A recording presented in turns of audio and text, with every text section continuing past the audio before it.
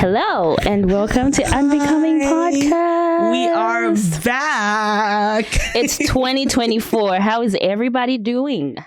We're doing good. Hi, Anya. We're doing great. Happy New Year. Happy New Year. I feel like this is my first time seeing you actually. In 2024. In 2024. The last time I saw you, I think, was what?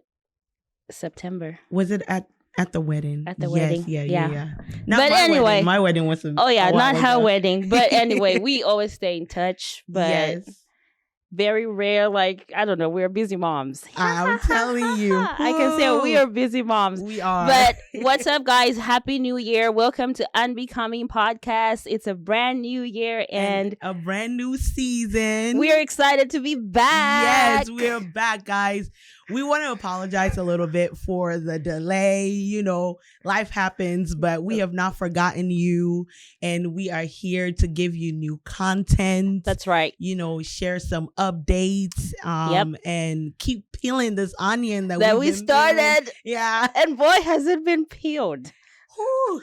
Yes. On a whole new level. On a whole new level. So today, considering like this is the beginning of the year, it's January, it's a brand new year. Everybody's feeling, hey, this is my year, you know, on that type of movement. New Year resolutions. But hi, I'm on another bandwagon. So yeah. So we decided to give you guys like what? A life update. Yeah. Yeah, I'm sure you guys have been wondering, like, what has Songy been up to? And what has Enyo been up to? What's so been going on? We're going to be sharing with you guys what's been going on the time that we've been away. Yeah. You want to start? Sure. Uh-oh. Yes. She wants me to go first. So, guys, 2023. I think somebody was asking me if there was a word that I had to sum up my 2023. What would it be? And I said heavy. My God. I said heavy with the lessons and heavy with the blessings. That part. Like that part. First off, heavy with the blessings. Yeah. You know, I became a mother. I became a mother. Y'all gonna meet baby Joshua one of these days. I have a whole 9-month-old My baby goodness. boy. It's been that long? Yes, he's 9 months already. Can you believe that? My goodness. I only met him the other time when he was what?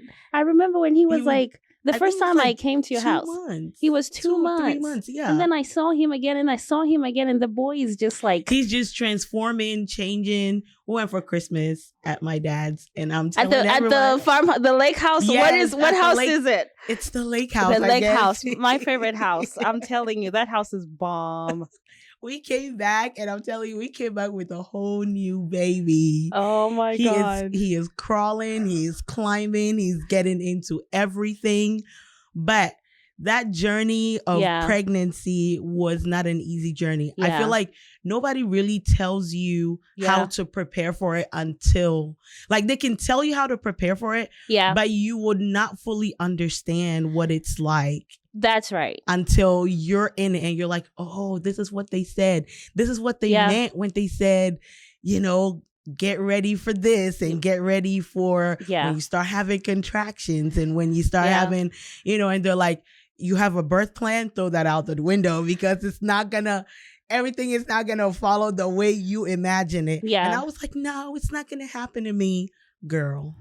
I mean, everybody's experience is different. I think the best thing we could do is share our experiences, but that's true. I think people just like do not try to adapt or like customize somebody's experience, making it think like it's gonna be the same way for you. It just doesn't work out like that. It really doesn't. Embrace your own experience in your own unique way, and honestly, like, ask the Lord to lead you, like have the Holy Spirit guide you through it. Like I thought I was going to have a Hebrew woman birth, but don't get me wrong.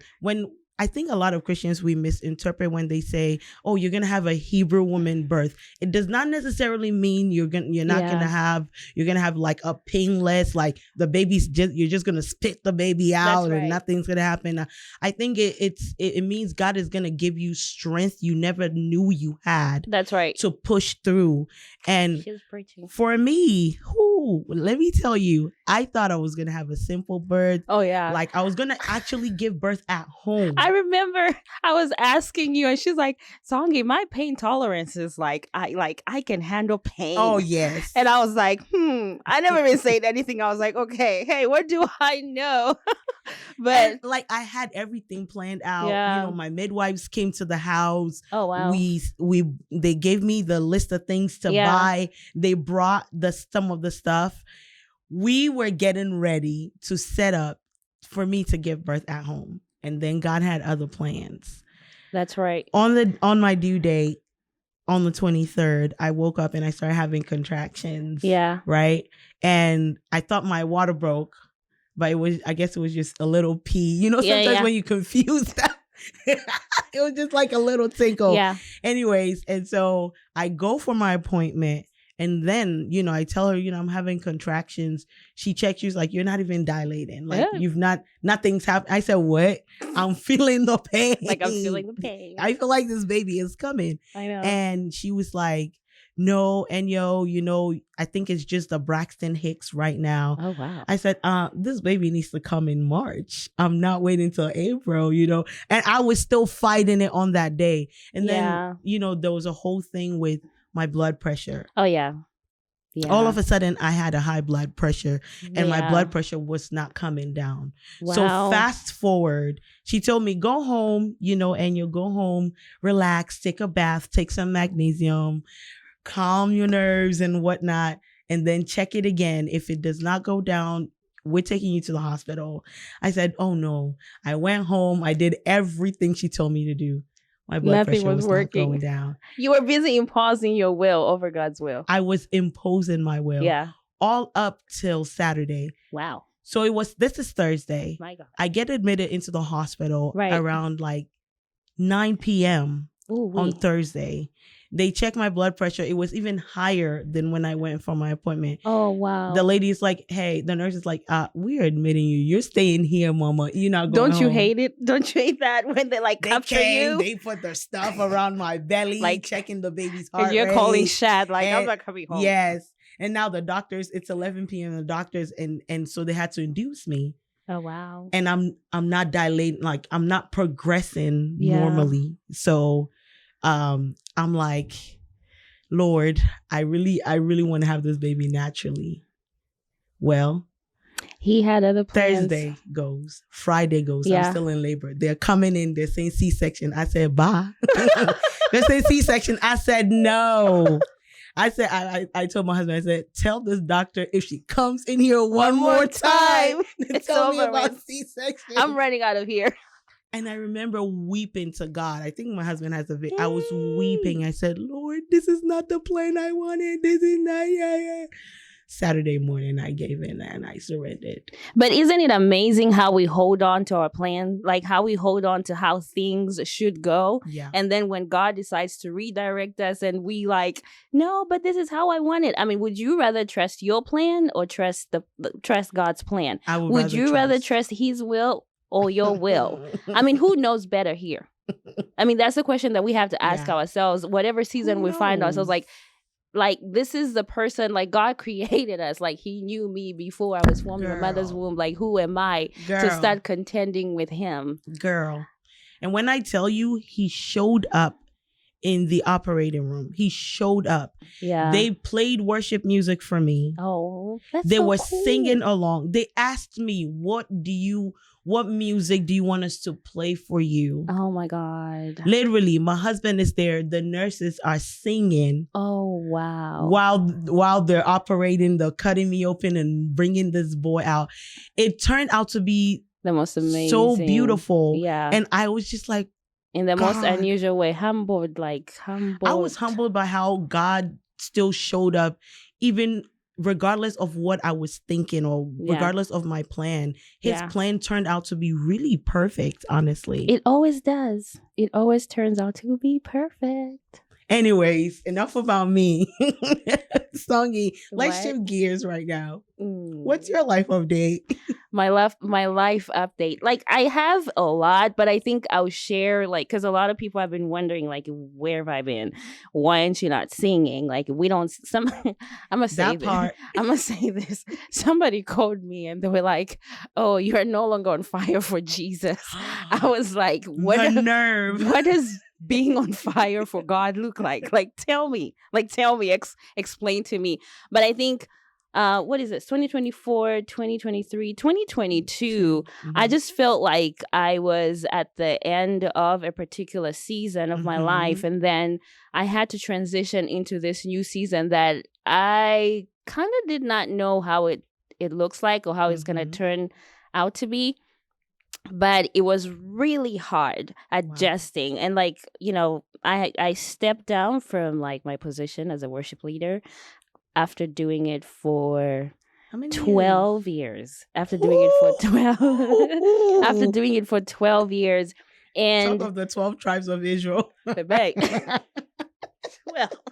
after doing it for 12 years. And sometimes like you're so invested in something and you just never know how much of you like you lose in the process. And for the first time, I feel like I was able to sit down with me and God, because I was so used to always, I got to do this for this one, and I got to go here and serve. I got to go here and serve. And it was like I was just pouring and pouring and pouring and pouring myself out. And really, at some point, you like, man, I'm. Let's just be honest. Let's just be real. Eesh. I am feeling the burnout. I am feeling the pressure, the tension of like, I'm tired. My body is tired. I'm feeling worn out, depleted. And in that moment, I had to obey God, even if it didn't feel good, it didn't look good, even if people were going to judge me or look at me a certain way. But the best thing that I could ever do was just rest and surrender and trust that He's not pulling me away from leading worship to say, I no longer want you to sing, but He's pulling me away from it so that to recharge me, rejuvenate me, and like empower me in different ways. And that's exactly what I have experienced. And something I discovered during this season is that there was a disconnect. Disconnect between you, me and me, and you. I was actually gonna ask you that, like, who did you discover when you stepped back? What did you discover about yourself after you stepped back? When I stepped back, I discovered that I had actually disconnected. So like I didn't know how much of a disconnect I went through during the process of serving. So I had to like reconnect with me, like my dreams, the things that I always used to love to do. Like I was this very focused person, like I'm going to do this and I'm going to do that. But I think in the process of just pouring myself out to people, I had lost that part of me. So I had to like start over. And when I left, there was this level of emptiness or like a void I felt. I think it's the void of serving, the void of getting on stage, you sing a song and everybody's like, oh, you sound so good. Oh, you sing so well. I wasn't getting that anymore. And then you had to sit down without those praises coming to you. So, but I think the Lord knows what He's doing, and He knows I just don't know. I mean, like this season of my life, I'm like, God, I trust you. Am I ever going to get back to music? Definitely I will. Absolutely. I just don't know when. I feel like it might be soon, but I don't know when. It might be. It might be. It might be soon. But I think God is going to reintroduce that in a different way. Absolutely. Than what I'm thinking. And I'm in this season where I'm like, listen, Lord, I feel like I'm trusting you with your plan because mine have failed several times. Yeah. So yeah, I mean, like a lot of times we're always serving and we're giving ourselves, we're giving, and we never know, and we're not resting, and that's something that we're going to talk about in the next episode. Like the importance of resting. That's a whole word. And so I had to learn to rest in this season. I had to learn to take time for me and my son Charlie, and I'm glad that God pulled me away from the position I had because Charlie was turning 14 at the time, 13, 14.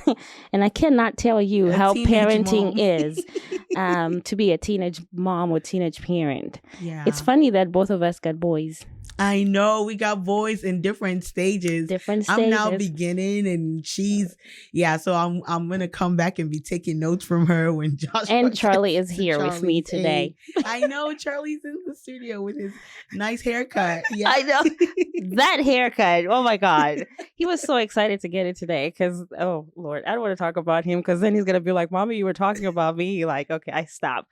But yeah, so thank you guys for. We are back. We're back.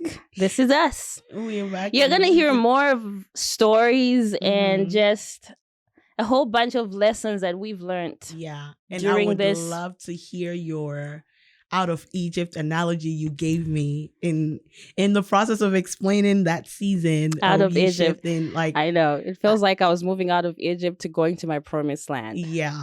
So I think a lot of people will learn from that because when you shared it with me in that moment, I really learned a lot.